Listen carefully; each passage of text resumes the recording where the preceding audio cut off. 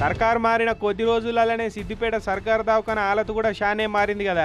ఈడు చూడురి సుగంధ పరిమళాలు వెదజల్లుతున్న మురికి గుంటలు, డంపింగ్ యార్డులు కూడా సిగ్గుపడేటట్టున ఇస్తరాకుల చెత్త కుప్పలు, దవాఖానలు అడుగు పెట్టినప్పటి నుంచి బయటకు వచ్చేదాకా గుడ్లూరిమి చూసుకుంటే జెడ్ ప్లస్ సెక్యూరిటీ కల్పిస్తున్న గ్రామ సింహాలు, పాత సామాన్ల గోడౌన్లు ఉన్నట్టే అగో తాగి పడేసిన మందు సీసాలు, దుమ్ము పట్టిన బెడ్లు, పానుగుట్కాలు మిన మరకలతోటి ఊరిన గోడలు. అబ్బో దవాఖాన హాలతు గురించి రాస్తే రామాయణం అవుతుంది, ఇంటే భాగవతం అవుతుంది.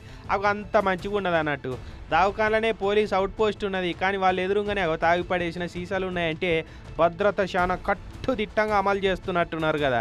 ఇక సిబ్బందుల గురించి ఎంత చెప్పినా తక్కువే. వాడి పడేసిన దూదులు, సూదులు, షాంపీలు అన్నీ అగో దేనికదే సపరేట్ వాడేస్తే శ్రమ ఎక్కువ అవుతుంది ఎందుకు అనుకున్నట్టున్నారు.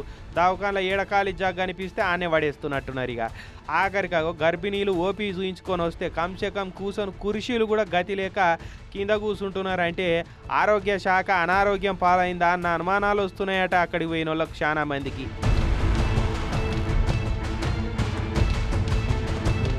ఇక కొండ నాలికకు మందేస్తే ఉన్న నాలికే ఊడినట్టు ఆ దవాఖానలో పోతే రోగం దాగుడేమో కానీ కొత్త రోగాలు ఎక్కించుకునే తందుకు పెట్టిన దవాఖానలు ఎక్కువ ఉన్నదని దవాఖానలో పోయిన పేషెంట్లేని ఎత్తుకొట్టుకుంటున్నారు. ఇప్పుడు తండ్రి తంతెల మీద ఎగురితే కొడుకు కోని ఎట్లా ఎగిరిండి అన్నట్టు దవాఖానల సిబ్బంది గంత నిర్లక్ష్యంగా ఉంటున్నారంటే సెక్యూరిటీలు వాళ్ళకంటే 2 ఆకులు ఎక్కువే చదివిరట. పేషెంట్లు వాళ్ళు ఎంబడి పోయిన వాళ్ళను గడ్డిపోస కంటే కనీనంగా తీసి పడేసినట్టు మాట్లాడి మస్తు మర్యాద కొద్ది మెదులుతున్నారట.